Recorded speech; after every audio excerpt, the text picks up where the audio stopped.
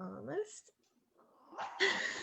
All right, cheers everyone. It is Amy Mitchell here with Houses of Windsor, and this is Virtual Tea Time with Amy, and today my special guest is Credit Kristi. Hi, cheers. Hi, thank you for being on, Kristi.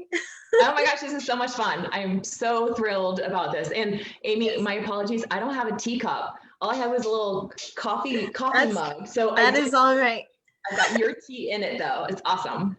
Awesome, thank you. So I can tell you, I do have a teacup today, but when I'm on my own and not on Zoom, I do use a mug. I have a Henry VIII mug that I've been using today.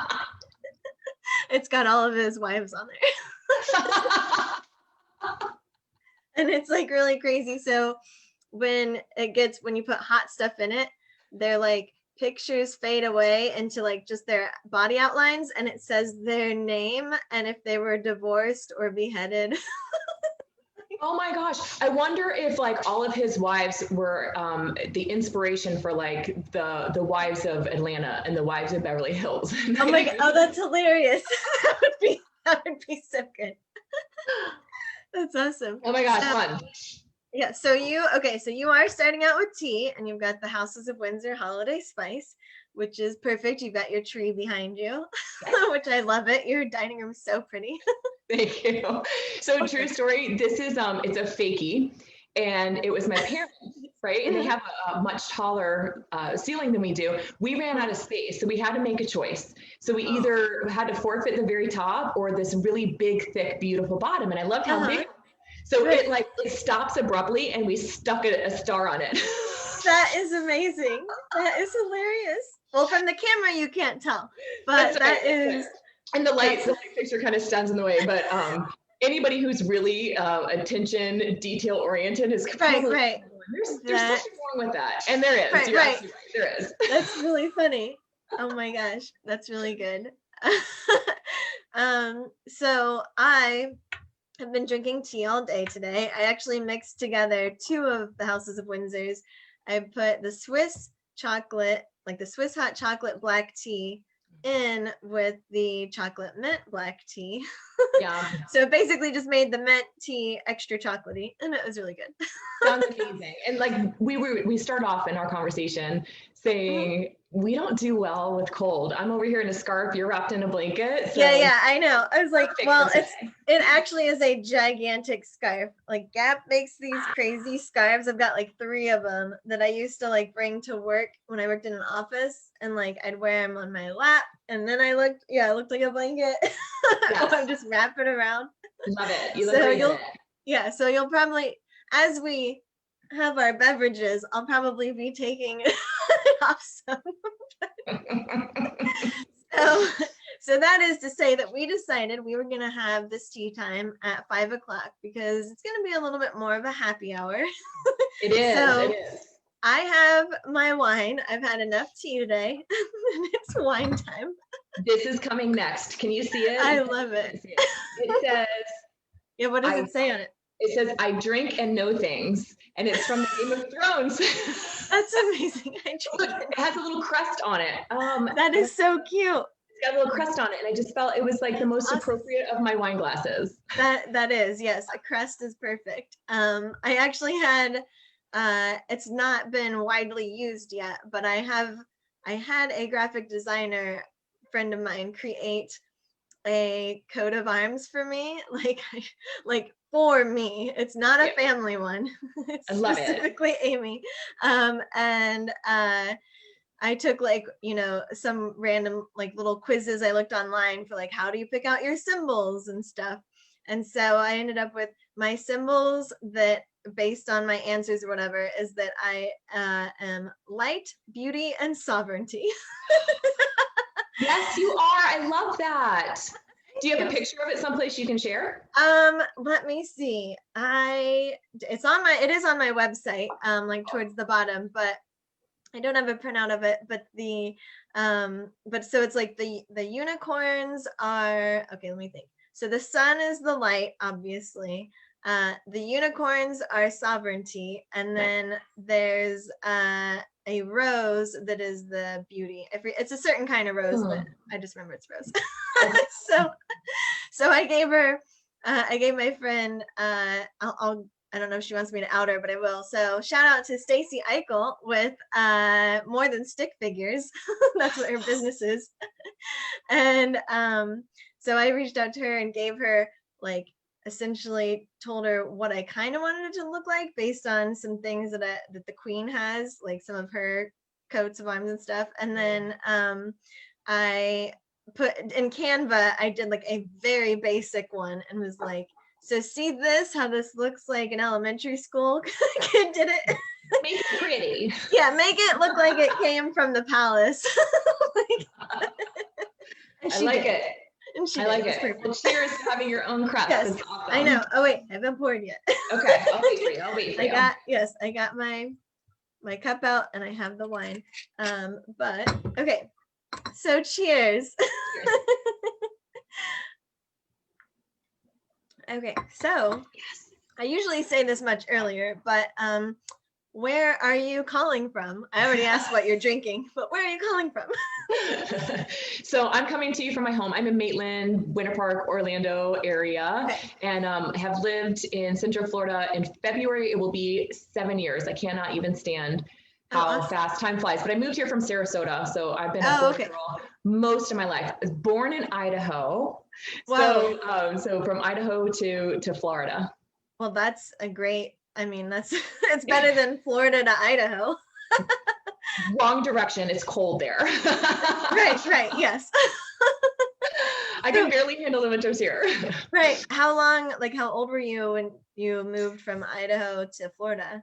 I turned 8. So all of my years here in Florida. I can't imagine living anywhere else. So my husband's family is from Virginia and they're all trying to talk us up into moving up there. And I'll come visit. Yeah.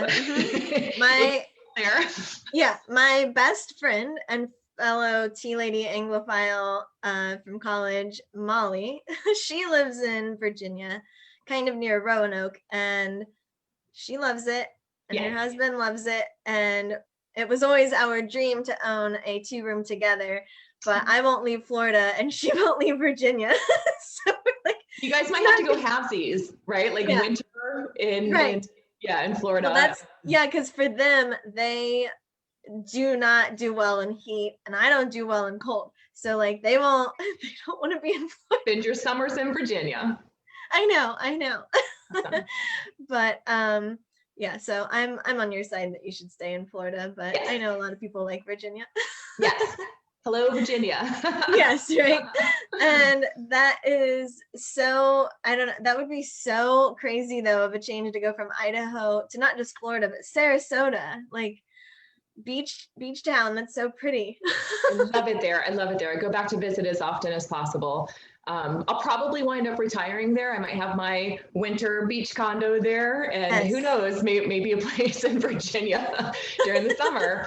But it's gorgeous there. I miss it, and some of my dearest friends are there. So if you're from Sarasota, watch right now. Right. Yeah, if you've got any shout outs, you can do shout outs. Yeah, right. Oh, but the list would be long. There's a lot of amazing people there. Yeah, you have to be careful on Facebook because you'll forget someone and they'll see it. Of course. So just a general, hey everyone. Yeah, hi friends. Okay, so I'm trying to think how I want to do it for us because I have the regular format, but we want to talk about something specific. So I'm thinking, let's do your obsession first. Usually that's the middle part, but let's save our main topic for the middle part. So what is your special interest, hobby, obsession that's not work related, that like is your thing you geek out on? So I work all the time. Like my work is my life. And so So when you first asked this, I was like, oh my gosh, I'm so boring. I have nothing in my life. I am right now at this moment geeking out on caterpillars and monarch butterflies. So when we bought this house, I didn't know because the backyard was so overgrown. And until we started pulling out like these, we had these elephant ears and they're beautiful. They're just intrusive, like they just spread, right? Right. So we started yanking them out and we went, oh my gosh, we have a koi pond in our backyard. Oh, So wow. we didn't put koi in there, mostly because I've got 2 little dogs and we've got some hawks in the neighborhood, and I just didn't want to like invite them in, Right. like, here's some sushi for you. Right. So turning it into a koi pond, I turned it this summer into a butterfly garden. Oh, And so I wow. went to a local nursery. I bought a mixture of these different kinds of plants. So the caterpillars love milkweed, and they eat that stuff like it's their last meal. And they Really? eat for weeks, and they start off this tiny, tiny little thing, and then by the time they're done, they're about here, and all of the leaves are gone, and they're chewing down the actual plant, right? That's cool. 2 weekends ago, I got nothing done. I was just like steering in my butterfly garden because I counted 14 of these guys, and I'm making up voices for them. I'm recording little videos. I probably legit have 60 videos of like little 15, 20-second, just watching them eat. I got really obsessive. Yeah. Well, I found 2 that are in the, I'm going to screw up this word, chrysalis. So where they, and it's beautiful bright green and these gold little dots. And so I go out every day to check on them, because as soon as that green color goes away and it turns clear, within a couple of hours, it's going to go from this, you know, veggie eating caterpillar that had to take these little baby steps to beautiful, free flying, gorgeous specimen. And I'm just so, I'm obsessed. So the other part of our koi pond turned butterfly garden is the kinds of plants that will attract the monarchs back. So part of it is to feed the little caterpillars. The other part is to attract them back and help feed them and pollinate, and you know. Oh my gosh, that is really cool. So the tea time that we were talking about, that's tomorrow in the Facebook group, calling all tea timers and Anglophiles. So when you come in, I really hope one of our tea time regulars, Tammy Sue, hopefully she's in it, because she has been doing I'll just say caterpillar butterfly stuff for years, and we just found this out at the last tea time, like or maybe it was a couple times ago, but anyway, it came out that that's what she does. She's got like a whole cage, like, or a whole like whatever setup thing for it, and has been doing this. Friend. Yes. So you need, and I want her to invite me over. Yes. So you need to talk to Tammy. And I know Tammy because her son was in my BNI chapter, Nate Webster, but he had to leave our chapter because he moved to Edinburgh, Scotland recently for his wife's, I think it's school. Yeah, not work, but she's going to school. Oh my gosh. Over there.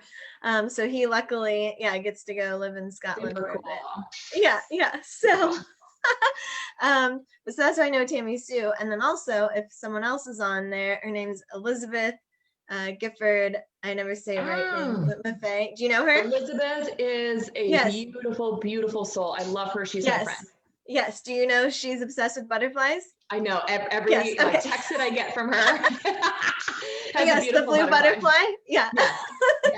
Yes. Okay. Yeah, that was like, they were both on the same tea time call when, and they was like, someone said butterfly and the other one was like, oh my God. So now, you know what I'm going to do after this? I'm going to go put one of those little 15-second videos of the caterpillar chomping friends in my backyard, and I'll take a picture of the current state. But I love it. It's so much fun. It's something to look forward to every day. You know, it's like today the big day. Right. That's so funny. So what made you, I guess, pick that? Like, did you say, I mean, I know you didn't want to do koi because you didn't want to just be like, hey, everyone, come eat them. But how did you decide to do that instead? Well, first off, we started pricing them out, and those little goldfish, like actual koi fish, start off at like $70, and I'm like, I don't think this is a wise investment. But I love butterflies, and I saw that we had a few around this property, and I just wanted to create the opportunity for some more. So I'd love to watch the change. You know, I feel like it's kind of the change that I've got to experience in my life. You know, I feel like I was taking these tiny, tiny steps and mowing down on whatever was in front of me, but I wasn't like able to see this really big view from up top until I could go through some like crampy, tough times for a little while, a little dark and lonely. And then on the other side of it, like, look what happened. So I don't know. I just kind of relate it to that is awesome. the process of life sometimes. That's really cool. So are the plants easy to take care of as far as gardening skills Oh go? my gosh, super, super easy. It's the only thing that is alive at my house. I buy these little plants and then I have to replace them because I kill them instantly. But keeping Same here. a really rainy summer, so it was just healthy and happy, you know, all summer. So yeah, they're easy to keep. That's really good. Yeah. Did you have to research much beforehand, or it was just kind of like you just did it on a whim? I just went with it. Yeah. Okay. Yeah, that's good. Yeah, I just went with it. Yeah, I went to the nursery, a local nursery here. You know, love supporting like local family-owned companies as opposed to you know, stores. You can name them if you wish, but Lukas Nursery. Okay, I was gonna guess it was Lukas, but I didn't want to say it in case there's someone else. Yeah, and they have a butterfly experience there. Oh yeah, I've done that. So many beautiful plants and options to choose from, and they just have really great, you know, really great plants and products. So yeah, I went there and they helped us to pick the right varieties that would keep them, you know, fat and happy, and then keep them coming back for more, so that they lay their eggs and then, you know, it starts all over again. That's so fun. So whenever I have a yard again, that sounds like something I could manage, because I kill plants as well. Like, I used to have these two pots. They were really pretty pots. I got them at Lukas Nursery as well. And they were out by the front door, and I had you know, the problem is that the stuff that's easy to kill is the pretty stuff, and I want the pretty flowers. I don't want a bunch of green stuff. Of course. So in my pots, so essentially I would just have to change out the flowers like every season, because I'd plant them, they'd look great, I might water them once or twice, forget. If you remember. Forget, they'd die. Like, I think eventually I literally gave up and just started putting fake flowers in them from like Dollar Tree. It's like, this is nothing wrong with that. Right. Yeah, it was like, from the street, it looks the same. Like, she really has a green thumb. I know, right? Yeah, those flowers always look perfect. Okay, so just so I can allow plenty of time for our main topic. So I don't know how we want to introduce this. I guess this is a new, well, how do you want to describe it? Is like a new venture for you? What is this? Yeah, it is. So I've been a mortgage loan originator for 10 years and love that. But then I was also finding like this underlying theme with people that I'm speaking with. And I started just really kind of diving into, is it just the people I'm talking to? Is this a nationwide kind of a thing? And the more research I found on it, the more doom and gloom it actually looked. And it was just like, my gosh, we're not prepared. So financially, credit-wise, money-wise, mindset-wise, we are just not prepared. And it's becoming, I believe it's going to be a really big epidemic. So if we can get ahead of it, which is through information, education, and knowledge. And so that's really like the angle I'm starting to take now. So love educating my buyers when they come to me, but on a larger platform, I really want to do a better job. So this year has offered a really great opportunity, since we can't be busy living our lives. We're kind of at home, and I'm not, you know, I can only watch so much Netflix, right? So I started my podcast, which is Credit Coaching by Kristi, and I started my YouTube channel, which is like some money mindset, finance, those kinds of little videos. And really the goal behind it is money rules our world, you know? So we have these deeply ingrained emotions when it comes to money, and most of it comes from our childhood, our really young formative years. So somewhere between 4, 5, 6 years old, we learned about money, but it's not because our parents sat us down and said, you know, all right, Amy, here's a bank statement. Right. Yeah.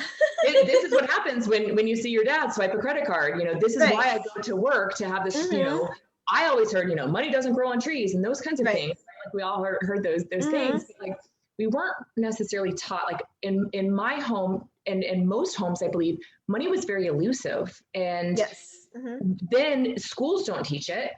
And we go out on our own, and what worked for us then may not be working for us now. And you think about it, a third, and for some people, a half of your waking hours, you're working for money. So we're chasing like earning $1 rather than building our value. And I think when we can build our value, we can contribute a lot more to the marketplace. Right. We we can earn what we're worth. Right. And the other part of it is we have to understand where our money goes and how to use it as a tool and be the master of it rather than it being the master. And so that's what I've been up to. So most of us have what's called a core story when it comes to our money. And I just uncovered my core story literally last year. And that's what prompted all of this, is because my core story was, I was like, oh my gosh, how much change, positive impact could this knowledge create in our world? So that's what I've been up to. It's been a lot of fun. That is awesome. And I know when we had our B&I one-to-one off air, I was so excited when you mentioned it, because I was like, oh my God, this is like what I've been talking about in my various groups for the last year. And I think it essentially probably really started with Tony Robbins. So my coach, Sherri Summers, and I went to Tony Robbins last November and in Miami, and it was awesome. Was it the Unleash the Power Within? Yes, it was. Did you walk on fire? I did. I'm a fire walker. I'm a fire walker. That was 3 years ago for me, and it was extraordinary, was it not? It was, yeah, it was crazy. I try to tell people, I'm like, really, we'll see if you agree with this. When I try to think about what did I feel, I go, it felt like the last step. Maybe I was stepping on a cigarette butt that someone dropped that didn't get put out. It was not, it's like you just noticed a little like bit, but it wasn't. Like, I had a different experience, but most everybody around me would say that. Yeah, so I've never told anybody outside of the two friends that I went with and my husband. Yes, tell us. It'll be freeing. So my left foot got fried, and it wasn't because, you know, like you walk the same path, right? Yeah. And because this one 3 inches over were any hotter than on my right side. I really honestly believe I got out of that zone, right? Yep. And the right side of your brain connects your left side of your thing, and then the left side controls the right side. Yeah. So I'm wondering, like, I should probably do some research on that. But there's something that happened in the right side of my brain, left side of my body physically get burnt. I couldn't put shoes on the next day. It was terrible. I was the one that was like limping through the hallway at the. Oh, no. So I do recall there being some people, because they of course had, like, as you're walking out, they had, like, you know, ambulances essentially, like sitting there waiting for people to come if they needed to get some treatment. And there were some people there that had, you know, some burns. But what I thought was impressive is, you know, like Tony Robbins, when he's prepping you, priming you and everything, it's like he warns you that, like, at each strip of coals, like the Tony Robbins workers are going to check you and see if you're actually ready, and they'll push you aside if they're not ready yet.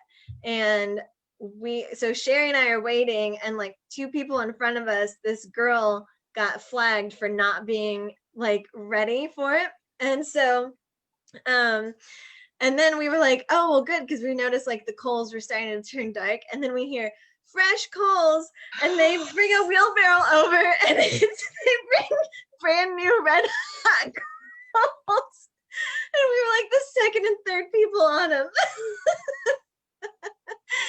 So but what was great is, like, I thought it was really cool that they could see that, and then they did, like, when she got to whatever the right mind frame, they were like, okay, like they did let her go when she thought she was ready, and they agreed. And as far as I know, she made it through fine. Yes. But it's mindset, right? It's mindset. It's mind over matter, no matter what, even walking over fire. So it's extraordinary. I truly believe that, though, in everything in our life. Right. And you know how, like, he primes you to, like, you say, like, cool moss or whatever the whole time that you're going over. So, but on the way out, we were all supposed to be chanting, yes, yes, yes. So we're chanting that for so long that, like, by the time we get to the fire, at the end of it, I realized I've only been saying yes the whole time. I never remembered to switch. It was like the chant was just going on autopilot. It is on autopilot. It was a long time. It was. Yeah. So it's like, so it worked. It worked just the same. Yeah. But yeah, I got off. I was like, oh shoot, I was supposed to switch. But you were focused on something. That's I think That's probably true. the bigger part is that you were focused on something.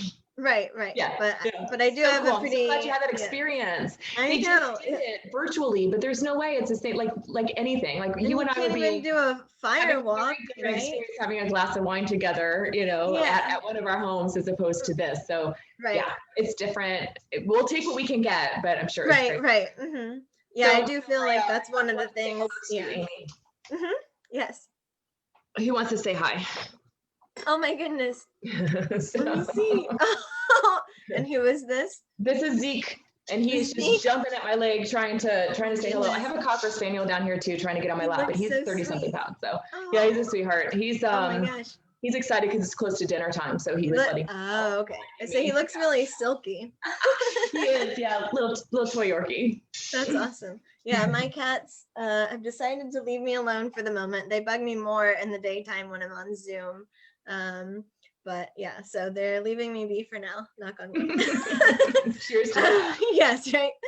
But the okay, so back to the money mindset thing. So the link to Tony Robbins that I was going to say is that with that whole one, it was like identifying your limiting beliefs. Mm-hmm. Like I realized I had some around money. Now my coach Sherri was already aware that I had, some issues around that as far as like charging the right prices and just whatever, but so we got a lot more in depth with it when we came back. And what's really crazy is there is a life coach that I met loosely through the Tony Robbins thing. It was like we met on the Facebook group for that weekend, and she lives here nearby, but I joined her group for a little bit, and she does like a one-on-one kind of like initial thing with you. And now this will sound hippy dippy.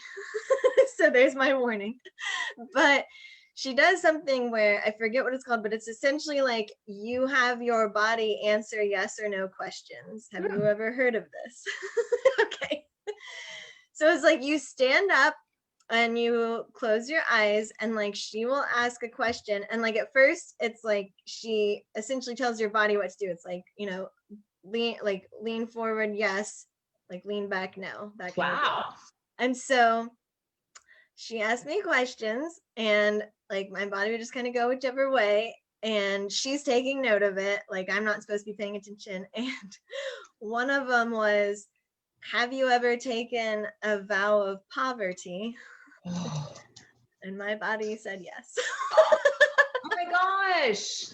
Right. And so like when we discussed it later, it was, again, more hippy dippy stuff, but it was sort of like, maybe you were a nun in a past life. Like, I don't know how this is carried through. Or like, even if you don't want to be hippy dippy about it, it's like, well, from what I learned from my parents, it's not that they vowed for a life of poverty or lived that way, but it's the things I picked up from them. That's the only way I know how to be. So, it's true. Yeah. So that is, my connection to everything that you're teaching. But I guess I don't know my full core story. So that is an interesting concept. We'll have to take it offline one time and because when you uncover that, it opens the door for absolutely everything else for having a new relationship with money. It's really extraordinary. That's really cool.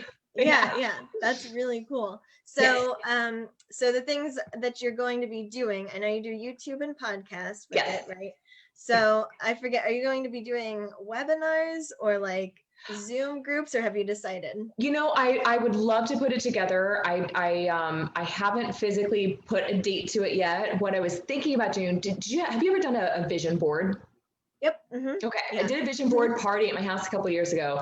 Everything I put on my board, because I envisioned it, right? That visualization is very, very powerful. Yes. Everything. But one thing has come true. And that one thing was outside of my physical being to be able to, and sometimes God has a plan that is different from mine, and that's okay. Everything's going to happen when it's supposed to happen. That's So, amazing. but everything else I was able to create because I just really, I had that in my focus and right. on my visualization board. So I was thinking about doing something along those lines this year, but virtually, and and being able to help coach people to what their ultimate goal is. Like we say one thing, but we actually really kind of mean something else. So it's not that one thing that we say, we actually want what that one thing will help us feel or experience or accomplish. Right? Like a lot of people say, I want a lot of money. They don't necessarily want a lot of money. They want some freedom from debt. They want the ability. Right. It's like, why do you want the money? What do you think the money is going to do? Yes. Sometimes our net worth is attached to our self-worth. So a lot of times people will say, I want more money because it's going to help them feel inside that confidence that like they're actually worth something. But we all have so much value. It's just a matter of really being able to uncover it and then believing it, It's sad because most of the people that love us in our lives and in our world see this extraordinary person, but we can't see it in ourselves, Right.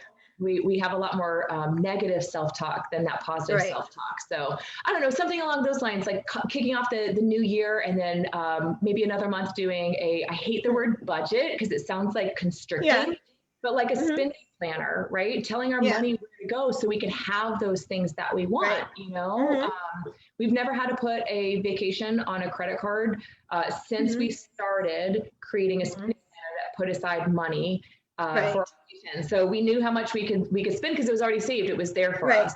So it's really nice to not have to put that on an 18. That's really nice. Right. Yeah, that's not going to help you out later. Not so much. The vacation was great. And then you come back to these bills, Right. Yeah. It's like whatever stress was reduced on vacation just got like doubled. That's true. It's true. That's really cool. So, okay. So did you say how did this exactly come about for you? I know you found your core story, but what was it that did it? I did. Well, so I was on this quest and I didn't really know what I was looking for. And I just was spending a tremendous amount of time on YouTube videos and in courses and reading books. And there was this one particular book that was written by a financial advisor. His name is Brett Kessler, and it's called It's Not About the Money. And about I don't know, probably the third or fourth chapter, it was about the core story. I was like, oh my gosh, I'd never heard it before. It's obvious when you talk about it, like, yeah, sure, that makes sense. But I never had it presented that way. And then so from there, you start going off on all of these rabbit trails. And so I started pulling and putting all this stuff together. I wound up creating a course this year through it that helps you uncover your core story, create a new relationship with money. So like you might be a saver at heart, right? Like you just know you're a saver, but you've never really questioned why you're a saver. And so when you find out what your core story is, then you go, now I know why I'm a saver. And there's positive and there's negative traits to every single money personality. Hey, kitty. he heard me say that he wasn't going to bug me. Up here sniffing my wine cup. I'm glad he photobombed us. That was awesome. I know. That's great. So that's how I came across it. And then I started realizing, like, if we know what those counterbalancing actions might be from the negative side, right? So if you're a saver, you might actually be costing your family experiences and enjoyment, and you know what I mean? Like, so every single, no matter what you are, and there's a whole bunch of money personalities, no matter what you are, there's a negative. There's positive aspects, there's negative aspects. So there's a way to counterbalance that so you can enjoy the desires of today and also create a tomorrow worth living into. Right. Okay. So then how comfortable are you sharing your own personal core story? Or do you want? I'll share it. Okay, that's okay. I'll share it. Yeah. I was like, people are going to want to know it. It's true. So, okay. And I was like, I'll share as much of mine that I know. So why not? So we'll be fair. Yeah, it'll be fair. Yeah. So when I was growing up in Idaho, my father was a pastor, and I'm number 4 out of 5 kids. So what do you do when you have a big family? You bring in more children. So my mom had a daycare at our house. My parents took in literally hundreds of foster kids. Like we were an emergency shelter, so sometimes they were only there for a couple of days, and sometimes they were there for like months. They were at that point, right? Yeah. we had tons and tons of kids at our home, and my parents were the most giving, generous, loving people, and extraordinary to this day, extraordinary examples. But the story that I created, because we had missionaries that came through. My father had a church, and he was principal of a Christian school. So we had these missionaries that would, travel the world or travel the country. And so they would stay with us, like they didn't stay in hotels. And they seemed broke, and we seemed broke. Notice I didn't say poor, right? Right. Yeah. So I created this story, and I didn't even realize it literally until last year that I could do good in this world, or I could make money, but I couldn't have both.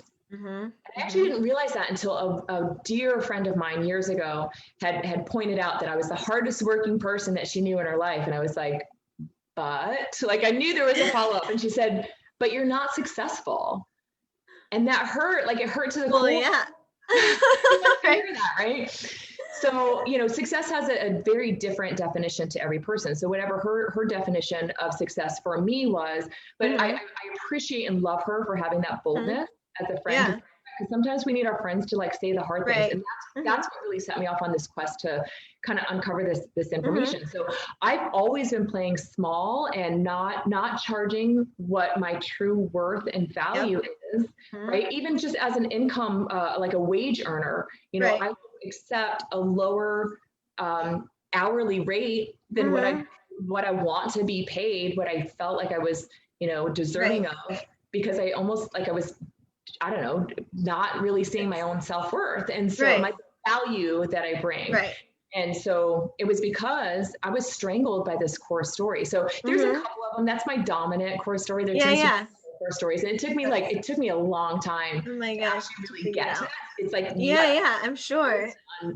Unpeel. So, So well, we had a conversation a couple of weeks ago. Thank you tell me what you come up with. Yeah, I know. I was like, thank you for sharing. So I was gonna say one comment that I'll have on your story specifically, or like as of the recent stuff, is that and you may or may not agree, this is probably coming from my own story, but I'm not afraid to call out, like, well, as females, we're kind of taught like, well, you're kind of lucky to have a job, so like definitely don't push it and ask for what you're really worth, because like this is what you'll accept, and like don't rock the boat or whatever. Don't be annoying, or else we'll get rid of you, essentially. Who wants to live like that? But that's a true story. Don't be pushy. Like, it's like the male counterpart can be like, on a whim, like, hey, I really think I deserve a raise, like, and just kind of like flip, like not have to really, and they don't stress about it. Like I have friends that are guys, and like we talk about this, and it's like it doesn't stress them out to think about that, because they're just taught like, like duh, it makes sense. It's like, well, for me it's like, I'm so sorry, it's like, Oliver, like, please sir, can I have some more? Oh gosh. That's a real experience. That's what a lot of people truly experience. Right. And it's like, and again, that was never outright taught to me, right? That's like all of the signals you pick up from family, friends, society, TV, like whatever. I mean, it's literally the whole thing, right? Is what they tell us, and from your coworkers, right? Like once you're in the business. So, so I was gonna say that when you're like, saying that you would accept lower wages and stuff, and it's like, because you're like, well, at least I have a job, right? Like, so I understand that. I feel you there. And I also am still not fully comfortable charging what I'm worth. I'll admit that. That is something that is discussed weekly in my mastermind group with Coach Sherri. But I'm not alone.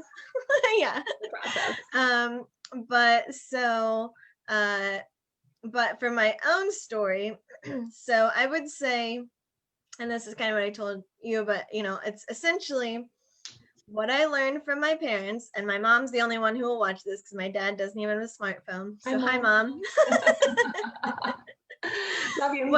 Exactly. Love you. What I learned from my parents is that 2 rules is like, 1, basically don't ever spend too much, which like too much is like, well, what does that mean? But it's like, terminology really matters. Be frugal, not cheap, right? Like you're not a penny pincher, like you're just frugal, you know, you're not extravagant. And also always pay your credit cards off each month. Never leave a balance. Those are the top 2 rules that I took away from. However, you're going out on your own. You're a young adult. You've never really been taught some basics in financial literacy. Right.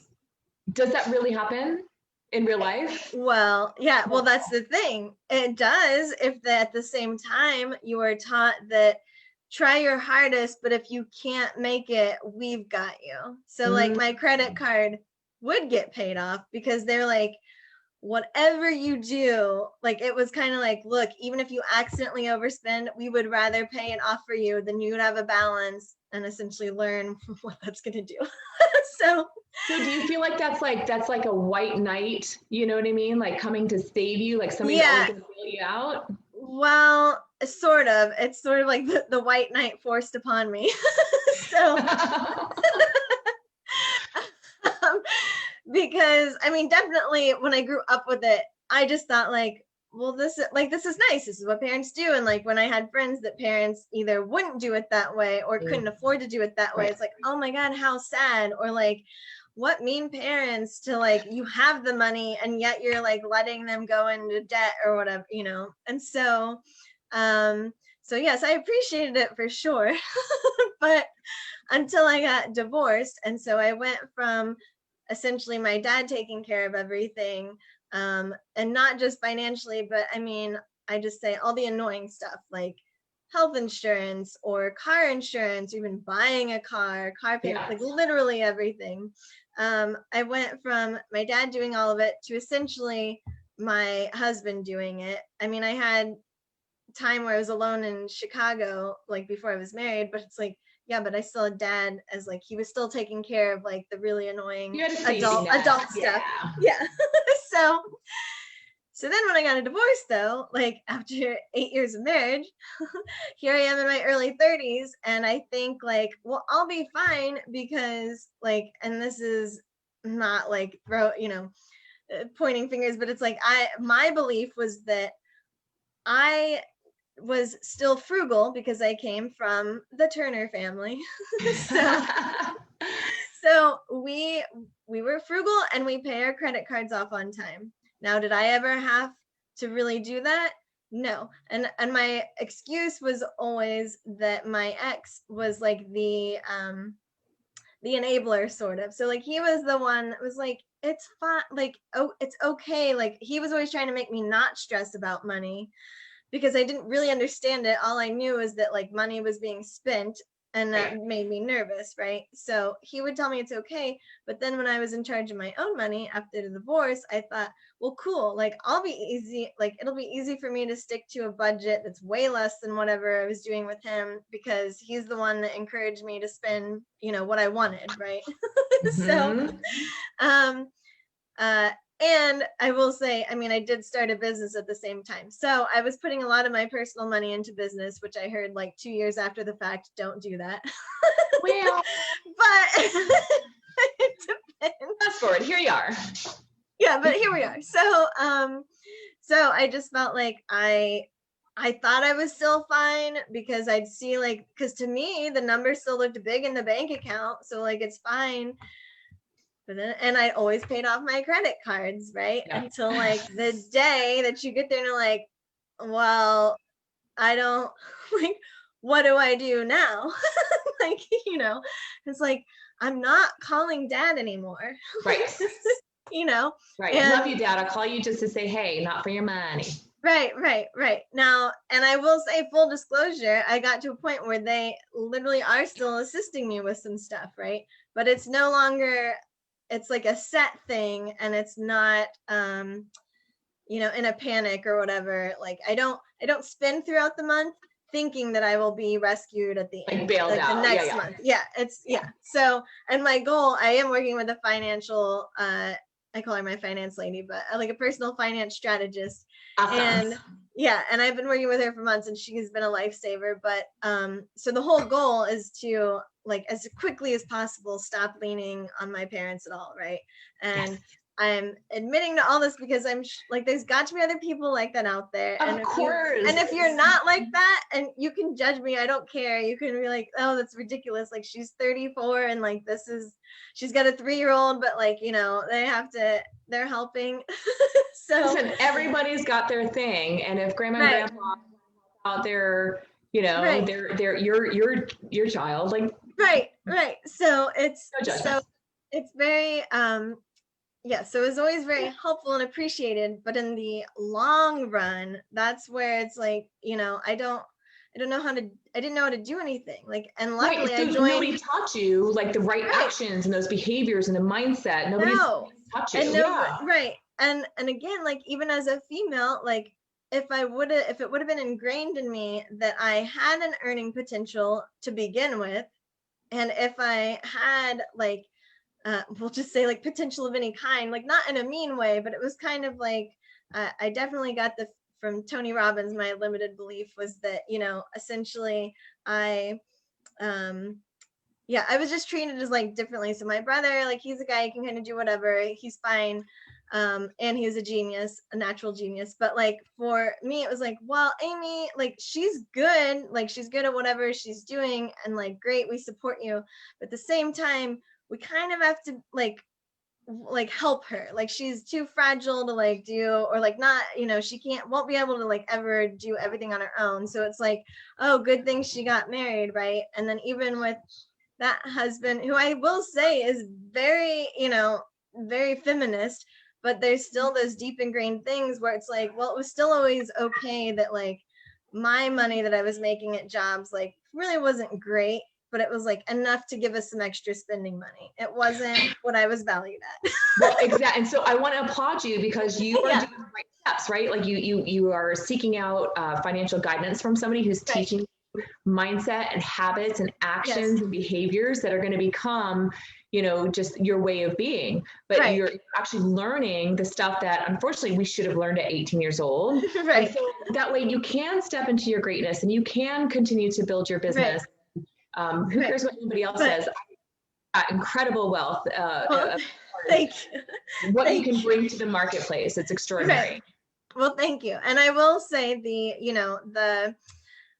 for all of that stuff, I feel like, for anybody watching, as you say, yes, find people who can help guide you, but really a lot of it is the self-awareness or the willingness to like really look at yourself and like notice these things along the way, or dive back in, deep into it. And I was honestly thinking about this before our call, because I was thinking about, the whole like, oh, well, my parents didn't teach me. But then I was like, well, who taught them? Because they saved well. And like, I mean, they were married for 13 years before they had their first kid together. So it's like they were working and stuff. But I'm like, and I haven't had a chance to talk to him, so I don't know. It's like, I mean, I know my dad still runs pretty much all of the annoying stuff, right? Like, as far as they go, like cars and insurance and whatever. All those dang adulting things. All the annoying adulting things. Yeah, he's in charge of. But like, they have some separate bank accounts and whatever. Like, so like my mom has her own money, but but all the annoying stuff falls on my dad. So that's like what I knew to do, was that when I got married, like make my ex do all of it. And sometimes he would push back on that and be like, you're an adult, like you can do, and I'd get so upset. I'd be like, this is like, not, things aren't fun. It's hard to handle, right? Like, right. Well, and at that point I wasn't questioning anything. So I was just like, are you kidding me? Like, my dad does this for my mom. Like, what's your deal? Like, it's funny what we see, right, from our parents. Yeah. It's like they're huge. Yeah, there's a huge generation gap, but I'm expecting you to do the same thing. Right. Well. So I would say, I guess my point of saying like who taught them is, it's not, none of this, all of this is just to be open and transparent for anyone that this resonates with, and to make it not so stigmatized, but also like, it's not pointing fingers or blaming anyone. It's like, well, geez, I don't know what they picked up from their parents, but I mean, they had to pick up something, and I'm sure they didn't sit down and be, they weren't taught. Yeah. Yeah, for sure. And what tends to happen is like we kind of repeat what our parents did just because that's what we saw as an example, Right. So you have a choice though, you can you can recreate that, or you can say, I want something different for myself and my family and my future, so but we have to put time and energy and thought into that. And that's where a lot of times, like, money, as huge as it is, as emotional as it is, as important as it is, we tend to not really spend that time and that focus on it. It's crazy how it's something that just like we don't talk about, we don't really think about, but it keeps us up at night or causes us stress if we don't have enough of it.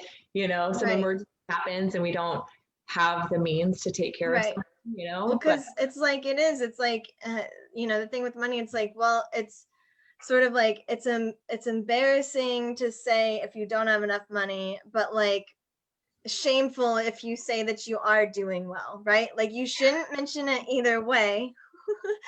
And it's like funny, that exists. And it's like if you have to say something, then either pretend like you're doing just well enough, or like pretend like you're like basically, in a sense, like dumb it down. Like instead of saying that you're doing really well, just be like, yeah, I mean, like we're pretty good though. Like everyone says, they're middle class, upper middle class, like no one's low class, no one's high class. Right, we're middle. I just read something recently too that was it said we're all self-made, but the only people that actually like stand behind that or actually say that are people who are successful. I was like, oh my gosh, that was really powerful. We are all self-made because it's a combination of all of our choices, right? Did we choose to do this way or that way? Did we choose to side hustle, to work hard, to sleep in, to, you know what I mean? Like all of those decisions compiled over our lifetime, we are all self-made. So are you proud of what you have? And if you're not, we can control that and actually change it starting as early as tomorrow, Right. Yeah. That is good. And I obviously made a lot of it very like, feminist specific, but as far as the American myth that if you work hard, you will, like essentially succeed, be, wealthy, whatever. No, like the more jobs you have to work, like the more likely you're not going to, like, it's the whole, the people that are the most like wealthy work probably the least, as far as hours go, right? Like, perhaps. I don't know real stats on that, but to your point, I think that if you invest in yourself, right? Like last year, you made an investment of time and money and went to that Tony Robbins Unleash the Power Within. That wasn't easy, right? Like you had to carve time out of your life to go. You had to make these plans. You had to invest. You were investing in yourself. I think if you invest in yourself, it's the best investment you can possibly make. But then you are bringing more value. And when you can bring more value, you can earn more money, whatever that looks like, whether you're a wage earner, you go and create your own thing, anything along those lines. But yeah, to your point, I think if we bring more value, perhaps you don't have to work as many hours because your hours are higher on worth or value to other people. So you can earn a little bit more. There ain't nothing wrong with that. I know. Yeah. I would say, I know this has been said other places, but I started to watch that Emily in Paris show on Netflix, even though like people I've heard from it, they're like, yeah, it's fine enough. Like they're not rave reviews, but it's like, it's fine to have something on. And in one of them, of course, the French guy is like, what's wrong with you Americans is that you live to work. And he's like, we work to live. Ooh. It's like, yeah, because she would like come into the office way too early and they're like, what are you doing? Like, and she's like, I like working. This is all I do. And they're like, oh, that's wrong. It's powerful though. That resonates with me. I bet that resonates with a lot of people. Yeah. But so I guess I know we're running over a little bit. And I want to be respectful of your time, but I love this. I love talking to you. Do you have any more on this topic before I ask you the fun final question? Well, what I'll say is, whoever's the first 2 people to send a message in the comments, I will offer a private consultation to uncover your core story, and then perhaps you can create a new relationship with money. Yes, perfect. So yeah, I love this idea. So yeah, so whoever's watching live or later on Facebook, this won't count for the YouTubers, sorry guys. But because it gets posted later. But whoever comments in the comments that says, please message me for whatever, the consultation to Kristi, she will then private message you through Facebook. So if you're the first two, she'll contact you and you got it. And that's how we'll keep track so that you don't have a million messages and like nobody else knows like who's messaging you. So put it in the comments. Put it in the comments. Call dibs. And yeah, and thank you so much, Kristi. I'll still ask the final question, but I just want to say thank you so much for talking about this and bringing this, to light for a lot of people, and further to light for me. But and also, thanks for letting me. I always feel like it's like half a therapy session when I'm like divulging all this. But this is what friends do, and this is how we grow. When we talk about things too, this is how we grow, and this is how. I mean, I learned so much from other people just sharing their own walk. Like we're all just trying to figure it out. Right. And people who look like they have it the most figured out, they're the ones that have the biggest problem. Right, I haven't figured it out. Because they're just putting on a mask, and like it's very cool to be able to be vulnerable with people that we can just trust to say like this is where I'm at, this is who I am, and I don't have it all figured out, but I'm trying, I'm doing my best. Right. And like for me, I mean, literally it was the divorce that woke me up out of whatever slumber I was in, but like it was never a conscious decision that I wasn't pursuing certain things. I didn't know this world existed of like personal development, or I was also in such a, we'll say, jaded or pessimistic spot where everything was hippy dippy, but hippy dippy in a worthless way. Yeah. And like, you can't try, like, you have to be ready to start venturing into these things. That's just it. That you hit a key point right there. If you're not ready, none of it's going to resonate. No. It's like, what is that old wise saying? And somebody's going to type it in the comments because I can't think of it right now. But like, when you're ready, your mentor shows up. And, yeah. Right. So I slaughtered that, but that's kind of. But I know what you mean. Yeah. And so. A lot of time with Earl Nightingale on YouTube. He's a voice from the 50s. He was probably 50 or 60 at that time, but his words are so wise. I'm listening to it when I get ready in the morning, and if I'm driving to an appointment, anytime I have any downtime. He is absolutely incredible. He's got a little short one on YouTube right now. It's 19 minutes long, and it's Earl Nightingale. And it was like, listen to this daily, it will change your life. And I truly believe that. He's got some amazing stuff in there. So if anybody's looking for a place to start as far as mindset general in life, start with Earl Nightingale. That guy knew what he was doing long before his time. That's awesome. And that's a great name. I like that. That's awesome. And I don't remember if I talked about it when we were talking, just the two of us, about Outwitting the Devil, that book. Did I tell you about that one? No, I've heard of that from somebody else, though. I need to read that. Yeah, so that one, in short, is very interesting because Napoleon Hill, the same guy who wrote Think and Grow Rich, that most people know about that book. So he wrote this Outwitting the Devil kind of like shortly after, like within the 30s still. But he knew it was going to upset certain groups of people, pretty much every group of like education, religion, like every group. He's gonna upset. Good for him for being bold. He didn't he hid it away. So he hid it away, and then when he died, his wife still didn't want to publish it. So it stayed hidden away until 2011, after both of them were dead, and whoever was in charge of like decided to finally release it. So like it had been hidden away since the 30s. I know, that's why I love it, because it's also still so, it's not even just relevant, it's still ahead of its time. And it's like, all like 90 years later or whatever. It's just insane. Well, I know what I'm doing this weekend. Audiobook. So cool. Thank you for sharing that. That's awesome. Yeah, you're welcome. Okay, so the fun question, which will, it's a nice transition from the chills that you just got. Is, do you have any ghost or alien stories? So when you first asked me this, I was like, oh man, this is deep right here. This is fun now. So no alien stories, but so ghosts for sure. I've never physically seen anything.